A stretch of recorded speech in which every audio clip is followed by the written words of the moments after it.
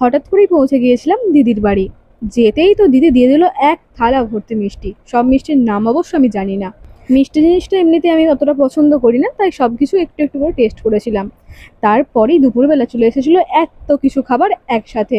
সব খাবার কিন্তু দিদি একা হাতে অসাধারণ রান্না করেছিল। তো আজ ছিল পোলাও, তার সঙ্গে চিকেন কষা, আর ছিল বেগুন ভাজা, পটল ভাজা, আলু পোস্তটা আছে কারণ সঙ্গে সাদা ভাতও যে আছে। আর সাদা ভাতের সাথে আলু পোস্তর কম্বিনেশনটা আর সঙ্গে যদি একটু ভেজ ডাল থাকে, পুরো জমে ক্ষীর হয়ে যায়। তারপরে ছিল পমফ্রেটের ঝাল। এই পমফ্রেট মাছের ঝালটা আমি শেষের দিকে খেয়েছিলাম, কারণ চিকেন দিয়ে পোলাও খেয়ে নিয়েছিলাম, মাছটা ভাতের সাথে খেয়েছিলাম। বলে না মাছে ভাতে বাঙালি। আর তারপর ছিল দই, আর এটা হচ্ছে দিদির শাশুড়ি হাতে বানানো অসাধারণ একটা চাটনি। আমের চাটনি আমার এমনিতেই খুব পছন্দের। রাত্রেবেলা বেরিয়েছিলাম, সেখানে মোমো খেয়ে বাড়িতে এসে মাটন কষা দিয়ে ভাত খেয়ে ঘুমিয়ে পড়েছিলাম।